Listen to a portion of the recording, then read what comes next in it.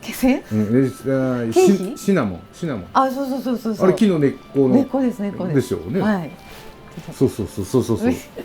私たちが小さい頃おやつ。なんか遠足のおやつにみんな持ってきたそうって聞いて。時代が違うでしょ。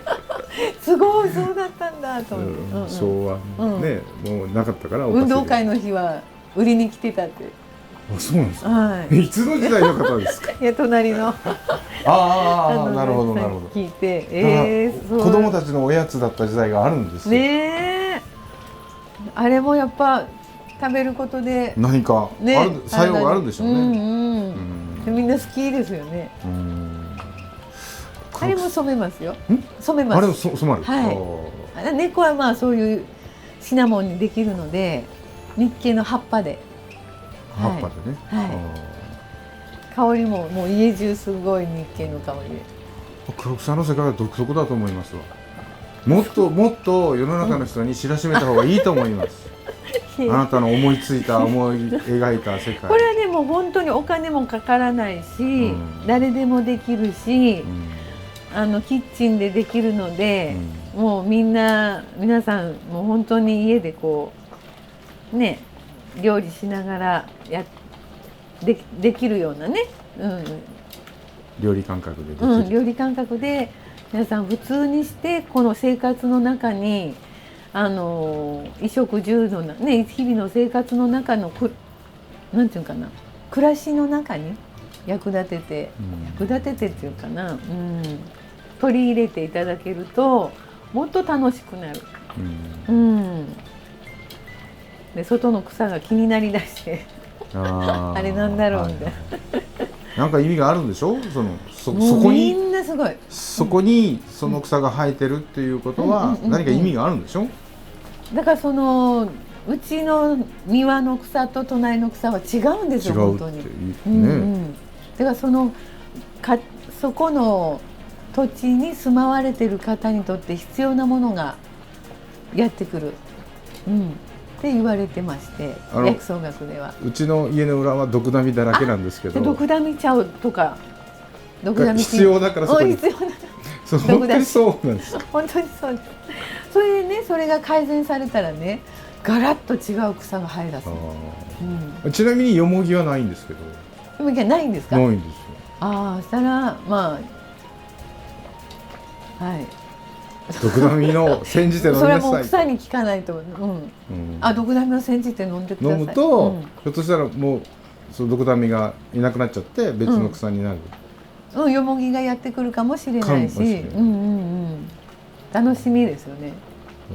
毎年バカって呼ばれるね、バカって刺し草、アメリカセンダン草ってほらいっぱいひっつく。あれもすっごい薬草なんですよ。あれの染めも楽しいです。バカ。この辺の人はねバカって言うんですよ。今そこに刈られたかな。外来ではあるんですけど、刺し草っていう名前でお薬になる。お茶にしたり。もう黒草にとったら全部お薬になるんですよね。そうですね。はい。でもね、薬草で薬効が高いと思ってるものもほら早く良くなりたいと思って大量に取るとやっぱり好転反応で良くないですよね。だからまあこういうのはもうこうやってしてじっくり待つようにあんまり急がず、ゆっくりじっくりですね。じっくりゆっくりがいいと思います。その話のついでで、服用について。服用はだから中国かな、昔なんていうんですかね、衣食住っていうに衣が一番先にあるじゃないですか。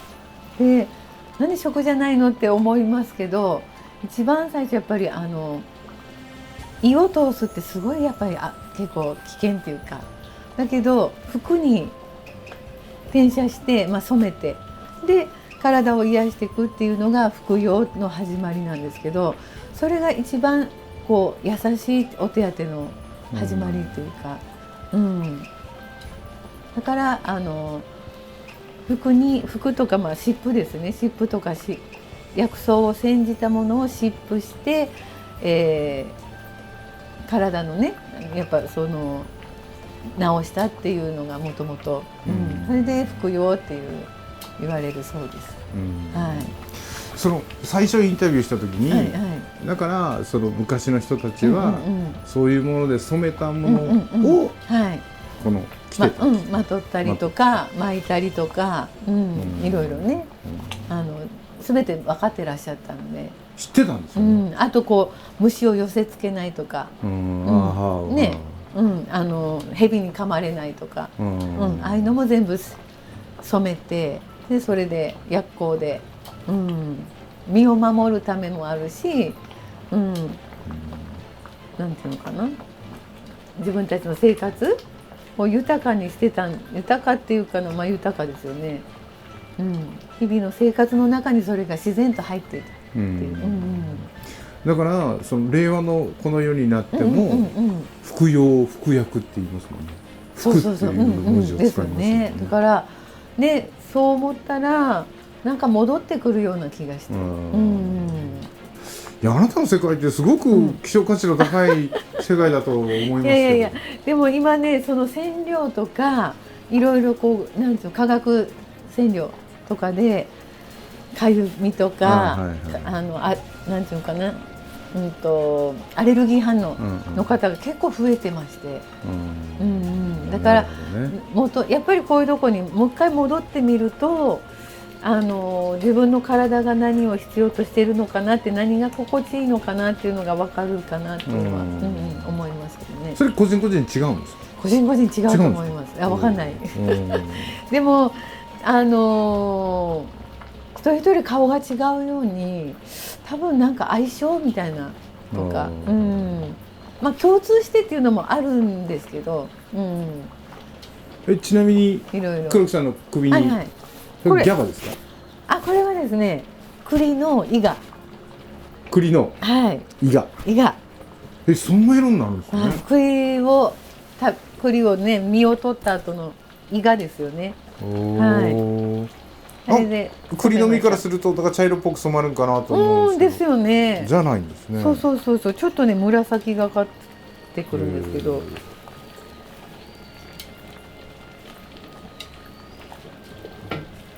だいぶお湯の量が減ってきたんで、このぐらいかな。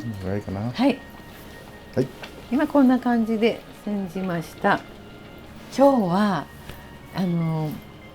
ちょっとズルをしてすごい簡単な方法で煎じられるっていう、染められるっていうやり方をしてみたいと思います。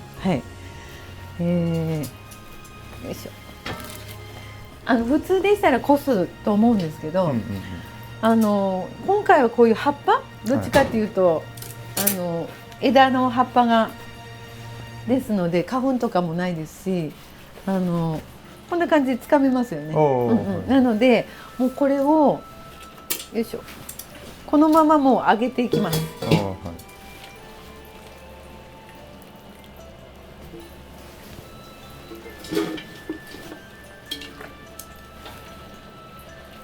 これ簡単ですよね。よいしょ。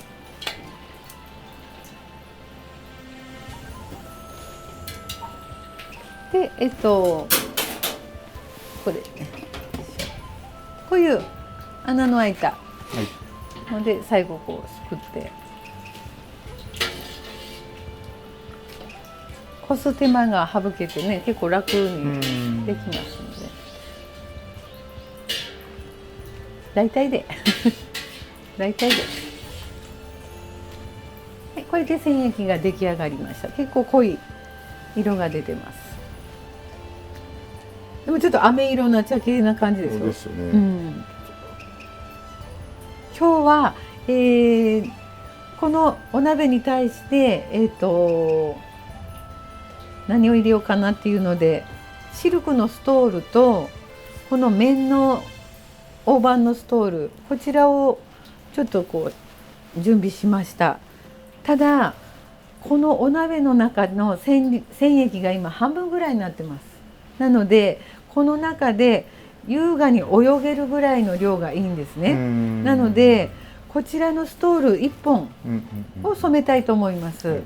これだとちょっと大きすぎて、はい、ちょっとこうくしゃっとなってしまうので、これはまた次回にしてこちらのシルクのストールを染めたいと思います。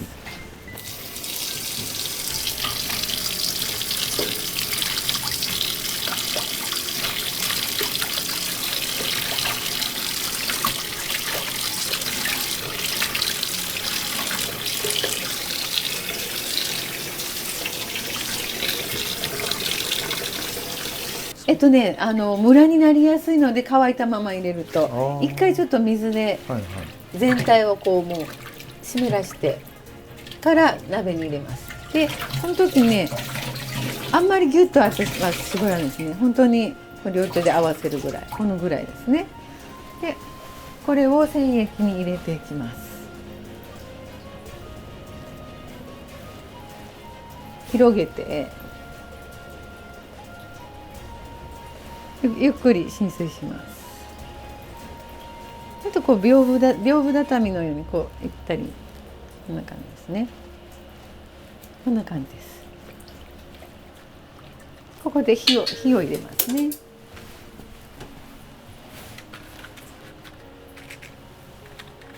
マッチで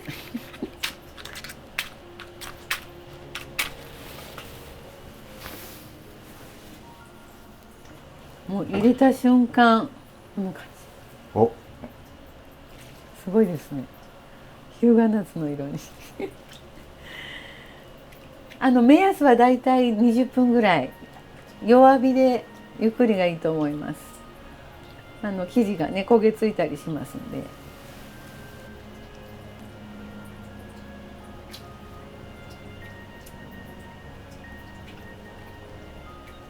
黄緑系ですね。黄緑系ですね。若い感じですね。若い日向夏は最初黄緑ですもんね。いいじゃないですかこれ。はい、これで一旦弱火で休みましょう。今20分経ってこんな感じです。結構濃いです。ね、これを、焙煎液に入れていきます。よいしょ。ちなみにね、これ椿のアク前にね作ったのです。動画で、動画で、はい。どれぐらい入れるんですか？キャップにね2杯ぐらい入れます。よいしょ。1枚ですので今日ね溶かしてこんな感じです。はい、これをこのままいきます。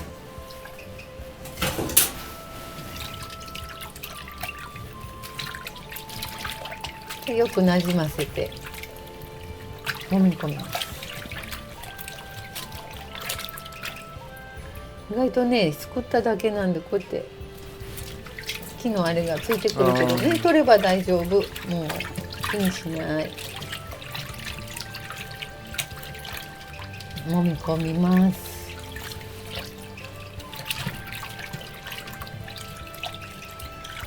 結構今日は綺麗な色だったので、椿のアクだとその色の方向にねぐっと入れてくれるので、でアルミ焙煎なんですけど椿のアクにしてみました。はい。これで20分ぐらい待ちます。漬け込みますね。はい。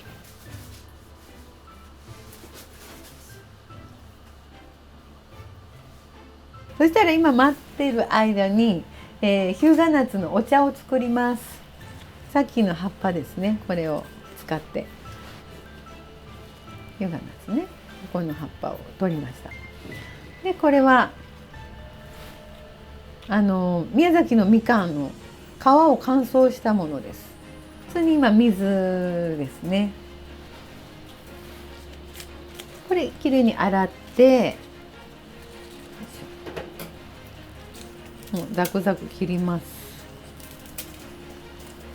これみかんの皮は意外とこういうねいろいろ出やすいので毛羽ねこういうみかんの皮がなのでこういうお茶パックに入れると便利ですね。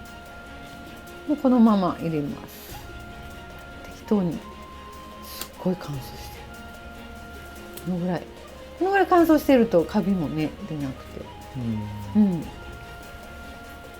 これもね陳皮って言って薬効が結構高いのでお料理以外にこうやってしてお茶にするっていうのもすごい手軽にできますよね。であともしよかったらこういう三年番茶をちょっと気持ちティースプーン1杯ぐらい入れます。でこんな感じお茶パックですね。これ入れます。今水この半分ぐらい入ってます。はい、水出しじゃなくてちょっと煎じようと思います。よりこうエキスが出ますので、これでちょっと中火でだいたい沸騰してね10分ぐらい、ちょっと開けてみましょうか。香りがみかん、爽やかな香りがしてきた。これでちょっと弱火にしてコトコト5分10分ぐらいでもいいかな。水の量が少ないから、これであとちょっとですね。はい、ちょっと番茶が出されると意外とこう緩和してくれてお茶っぽくなるんです。であと陳皮も入れてます。陳はほら小里辺に東って書くの。で皮は皮。で陳皮って読むんですけど、向こうではやっぱお薬とか体のことを考えた作用のお料理とか、そういう、飲んだりとかっていうので使われてるみたいですけどね。だからみかんの、自宅で採れたみかんとか皮があったらもうすぐ乾燥して、もしくはもう細かく刻んで乾燥しておくと意外といろんなお料理に使えたりとか、ちょっとこう彩りにも入るし、またほら食べることでそのね効果がねありますので、やってみてください。で陳皮で調べるといろいろバーって出てきますね。私あんまり詳しくないんで。ただ皮は捨てないです。あとその日向夏とか、あと他の柑橘でも八朔とか何でもいいですけど、乾燥させて保存しておくといつでもこう洗濯ネットとかに入れてお風呂に入れます。そうすると香りが爽やかでこう気分がね晴れない時にこう爽やかなさっと晴れたりとかリラックスしたり、リフレッシュ、なのでぜひ、皮も捨てず、これで求めました。飲んでみます？綺麗。こんな感じ。お茶っぽい色に。そうですね。番茶が入って。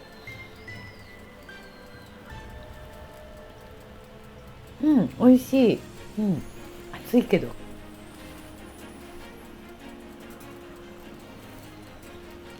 美味しいですよ。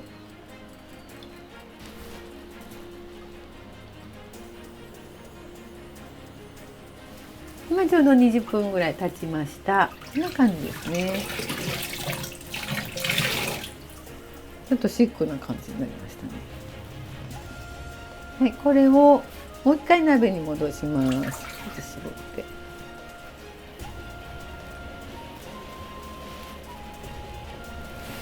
綺麗ですね。また変わりますんで、ここから屏風畳でゆっくり鍋に入れます。ここからはちょっと弱火でいきましょ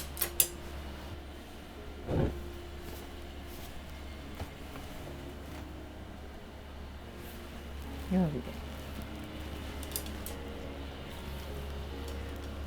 ここからまた20分が目安ですけど、ここで固着って言って色をここで止めます。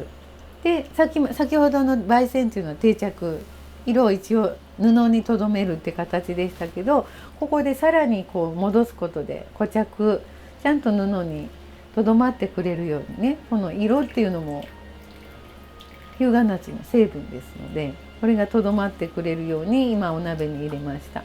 でこれ目安、あくまで全部目安ですので、5分10分で揚げてもらっても全然大丈夫です。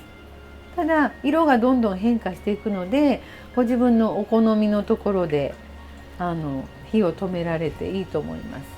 ただ20分以上、例えばここから一晩寝かしたりすることもありますので、これも好みで。枝物とかはね、いろいろ便利ですよね。今冬の時期っていうのはどっちかと根っこのものとかが結構主流になってくるんですね。あと栗とかくるみとか、こう実のものとかね、緑の秋から冬に向けて、今度は春は枝物が増えてきますんで、梅とか桜とかね、そんな時期にこれからどんどん入っていきますので、ね、今のやり方結構気軽にできますよね。頑張らずこうゆらゆらしながら、時々こう匂い嗅いで、いいね。はい、20分経ちました。かなり濃い感じになってます。はい、これをすすぎます。よいしょ。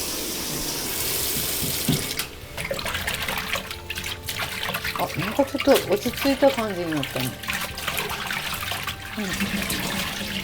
ね、私こんな感じに染まりました。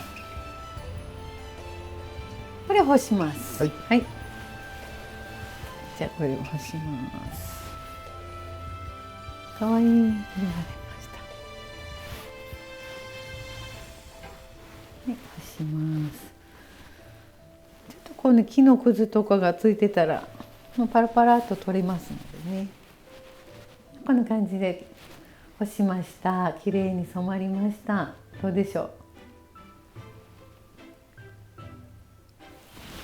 日向夏のね、香りも日向夏みかんの香りです。はい。また乾くとね、色味がちょっとトーンが変わりますけど、またそれも楽しんでいただけたらと思います。はい。皆さんもお家でぜひやってみてください。ちなみにですね、レモンで染めたのがこっちにある。これレモンで染めました。はい、レモンの枝ですね。剪定した後の枝。日にちが1ヶ月ぐらい経っているのでちょっと落ち着いてきてますけれども、こっちもまたいろいろ色の変化をしてきますんで、それも楽しんでいただけて、はい、やってみてください。はい、ありがとうございました。ありがとうございました。